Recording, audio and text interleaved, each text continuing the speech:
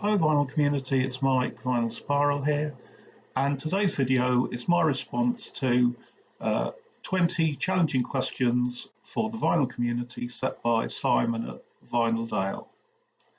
Question number one, 2 words to describe your record collection. I would say varied and unusual. I like all sorts of different genres, and I'm always hearing new stuff that I think, well, I really ought to get some of that. So very varied in my musical tastes, and unusual because I think that a lot of the stuff that I show I don't see on other people's channels. Right, question number two. What else do you collect? Well, I collect CDs. I've got absolutely loads of CDs, probably more CDs than vinyl records. The only trouble is that my CDs are all over the place. They're not in any particular order, and I often find it difficult to actually find what I want to listen to. The thing I like about CDs is that A, they're portable. You can play them in the car, and they don't take up quite so much space. And also, I have a lovely ancient CD player, an old JVC CD player that's probably about 40 years old now, and it plays 6 CDs, so you can shove 6 CDs in it, and it will play them one after another. And I just love that. I mean, sometimes I just get a whole load of CDs by the same artist, shove them in, and just listen to them while I'm doing something else. So that's what else I collect. Question number three: which channel inspired you? Well, most directly, it was Rob Walker at Let the Music Play. And Rob actively encourages people to join in. And like so many people, my first video earlier on this year was my response to Rob's vinyl tag. But there's other channels that I've been watching for some time and thought, yeah, I'd like to be part of this conversation. And people like Richard McCook, for instance, and Ian, Ranking the Obscure. I find Ian's videos fascinating. Not that I could do them, but we'll come to that later. To monetize or not? Well, it's largely an academic question for me. I'm on 100 and a few subs at the moment, so I've got a long way to reach that magic 1,000 where I could, if I wanted to, monetize. At the moment, I think that I probably wouldn't, but when push comes to shove, or if push comes to shove, if I ever reach that 1,000, I might think differently. But at the moment, I probably wouldn't. What's more important to you, subs or views? I would say it's definitely views, because I do this because I want people to watch the videos. You can have as many subs as you like, but if nobody actually watches them, then what's the point? But I suppose the point is that people are viewers before they're subscribers, aren't they? So you get a few views. Hopefully, you get a couple of subs out of that, and the channel grows. But yeah, I think definitely views over subs. Analog or digital? Well, a bit of both really. I listen to a lot of CDs now. They're often more convenient, but I love vinyl records. I'm not really hung up on the the analog sound versus digital sound debate. I think you can get brilliant sound in CDs, and you can get brilliant sound in vinyl records in the same way as you can get some real dreadful sounding records. So the thing that sort of wins me over to vinyl rather than CDs is the whole experience. They're more tactile. If the packaging is done well, then that's something that I really love. So yeah, analog or digital, don't really mind. Question number 7: is there too much Beatles on the VC? Well, obviously yes. Um, there are certain channels, as we all know, that specialise in Beatles stuff.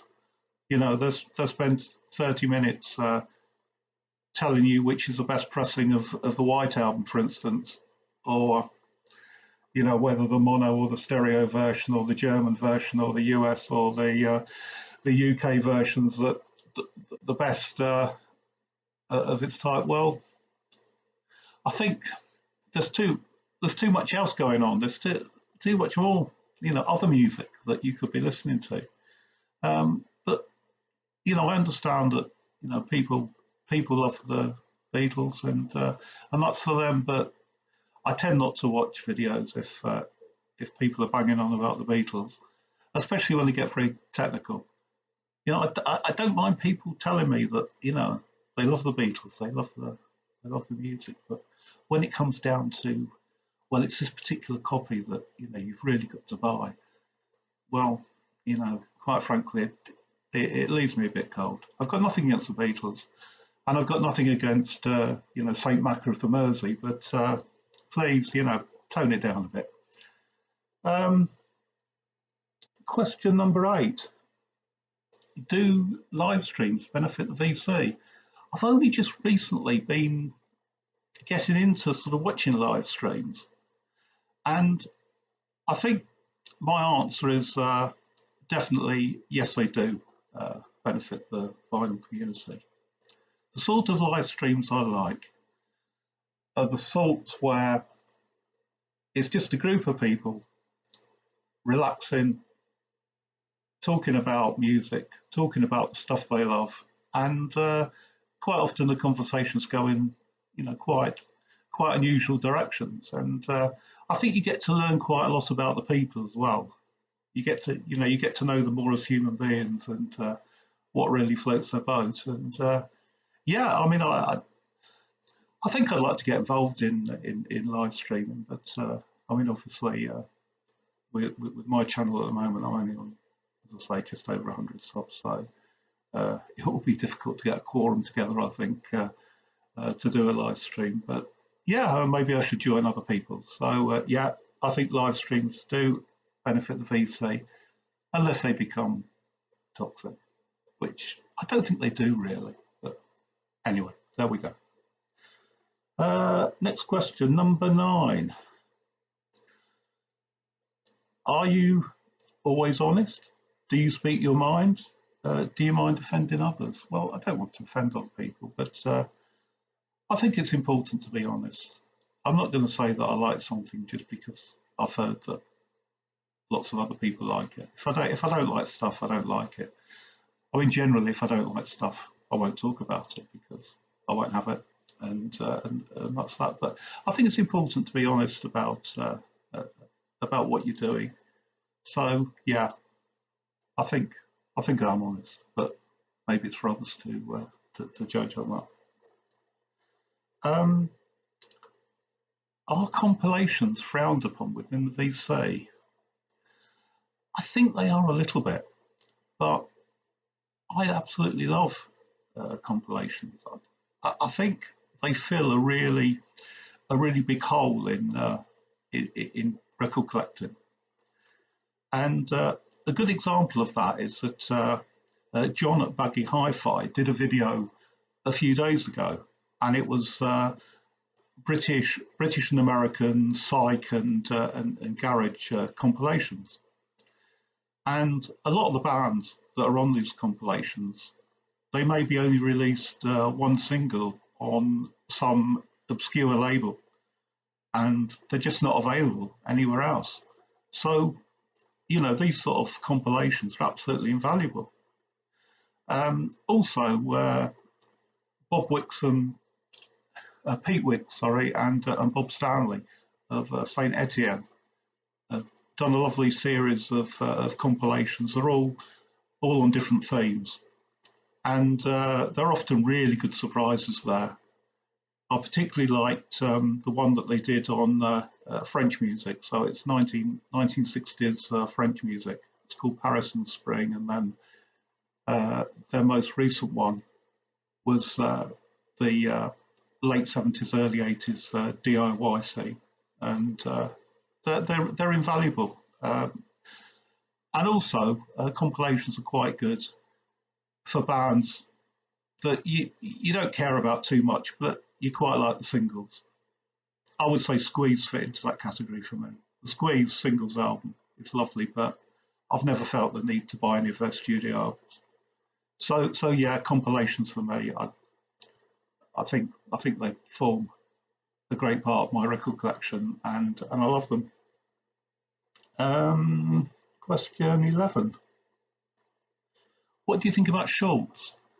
I'm a bit ambivalent about Schulz, although, I've seen one or two, and I think they're quite good at sort of putting the channel out there.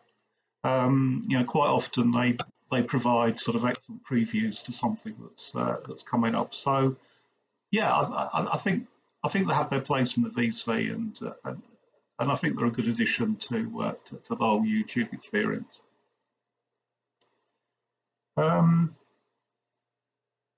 Pet peeves in the VC. I don't really have too many.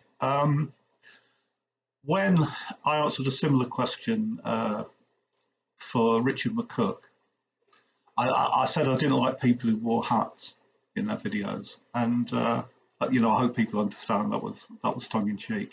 But I didn't really have a lot else to say. I don't particularly like being lectured to. I like people that are talking about stuff because they love it, not because they feel you ought to know about it. And I don't want to feel like I'm being addressed in a public meeting, if you know what I mean. But yeah, generally, if I don't like a channel, I don't watch it. So there you are. That's the solution, isn't it? British music or American music? Well, being brought up in the UK, most of the music that I bought when I was young was British music. But there's American music that I really like. I'm a really big fan of Bob Dylan, particularly the 60s and 70s stuff. And there's certain country music I like. Terry Allen and John Prine, for instance, I think they're absolutely fantastic. And I've got a soft spot for Nancy Griffith as well. So yeah, I like American music, I like British music, but if I had to choose, it would be British, or maybe French, or maybe Australian. So there you go. Question 14. Are you a completist? No, I'm not. Although I think I have one or two artists where I tend to have all their music. The thing that I do find is that being a completist, you can end up chasing your tail a little bit, and particularly now that so much stuff sort of is coming out of the woodwork. Lots of sort of Bowie reissues and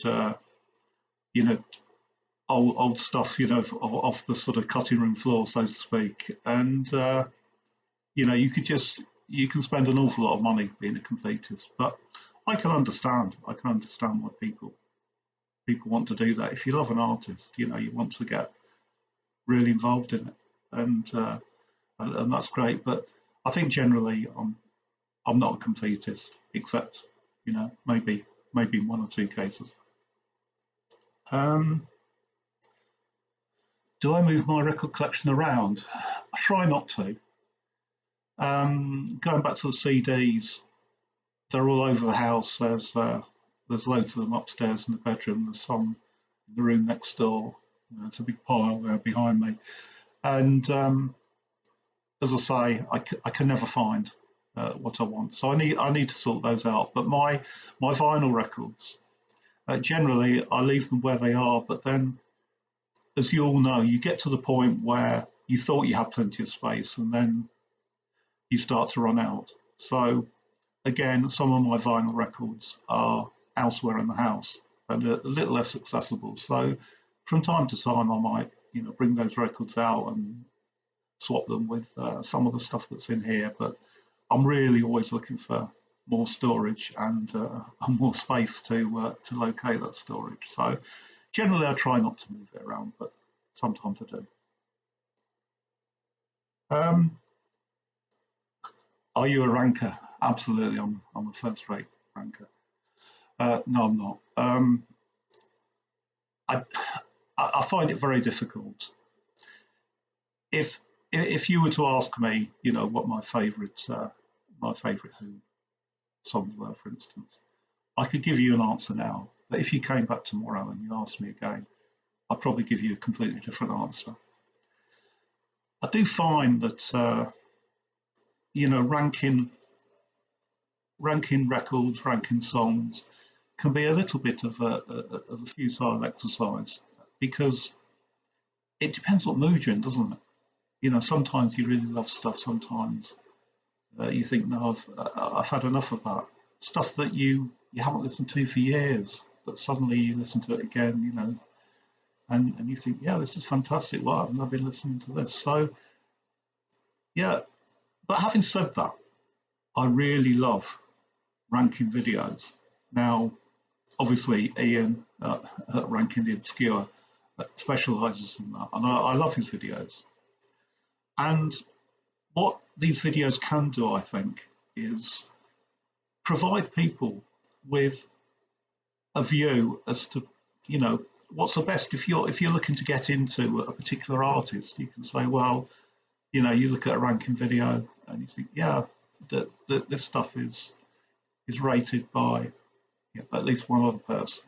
And if you really want to, I suppose you can search around and probably find other people's rankings. But I don't care if somebody does a ranking video and something I think is great is down there near the bottom.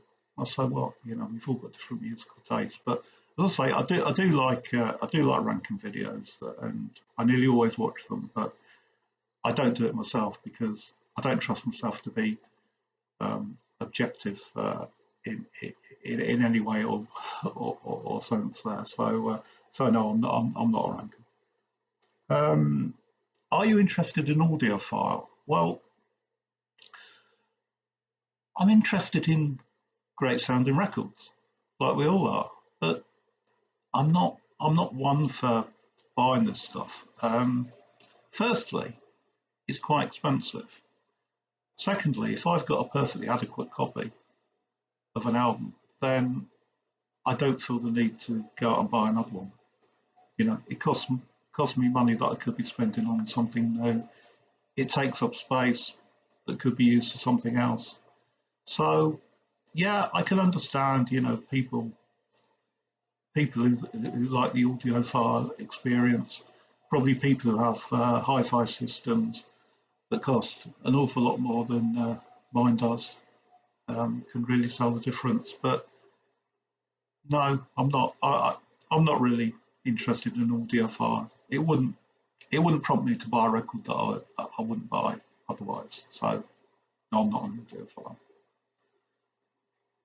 Um, what are your top 5 values on the VC? I think number one, don't take yourself seriously. You're not some star. Um, you're just some bloke in his back room uh, talking to a screen about music. So, you know, nothing to be serious about, is there? Um, being supportive of others.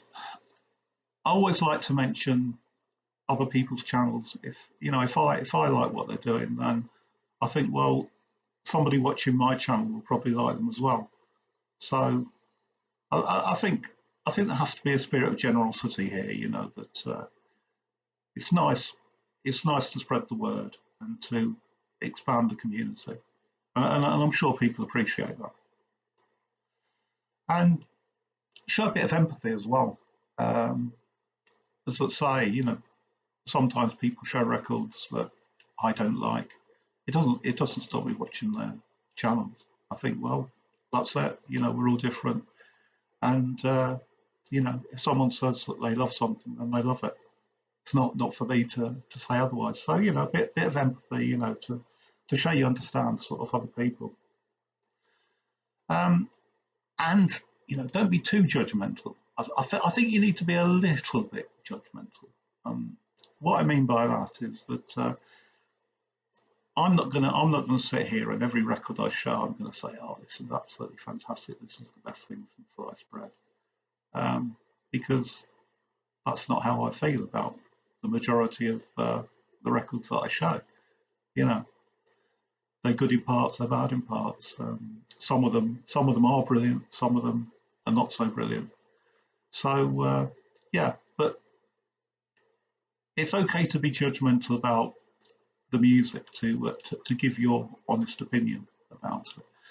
But I don't think it's right to be judgmental about, say, the way other people present themselves in their channels. It's up to them, you know. We all do this because we like doing it, and I think it's totally wrong to, you know, judge other people on, you know, what they're doing. You know, just have a bit of fun, like I'm doing. So there you go. And is that 4 or 5? Oh yeah, be enthusiastic. You know, I mean, if I wasn't enthusiastic about the stuff that I show, then I wouldn't bother. You know, you've got to show that you actually like what you're doing, haven't you? So that's 5, I think. Question 19. How well do you know your collection? I think I know it pretty well. I can locate my vinyl. I know where things are, and you know, if somebody was to mention a record to me, I know whether I've got it or not. CDs again, a slightly different matter. I'm always finding stuff that I'd forgotten about, and you know, I've got some CDs, and I look at them and I think, I've got no idea what that sounds like. You know, give it a listen and find out. So yeah, I know my vinyl collection really well. I know my CD collection a little less well. How do I consider myself within the VC? Well, I'm just a person who likes to talk to other people about you know, vinyl records and music. You know, none of us are big media stars, are we? We're just ordinary people having fun. So that's how I view myself. And finally, there's a bonus question. Question number 21. Do I regard my channel as part of the VC? And the answer to that is yes, I do. But I think the VC has lots of different sections to it. Lots of different types of vinyl community. So the ones that I like are the ones where the people are enthusiastic about the music. They love to show off their collection. They love to talk about the music. They love to hear what other people have got to say.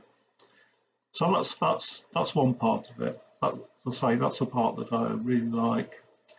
Then there's the audiophile section, I suppose. You know, people who would tell you that they've just bought a jazz record in a big box that costs them $200 or whatever, and you know, they're speaking to a particular constituency. You know, other people that, you know, like this this sort of thing. Then there are the Beatles channels, aren't there? People who love to talk about the Beatles. But yeah, I'm part of the VC, absolutely. So anyway, I've gone on for too long. So cheers then, bye.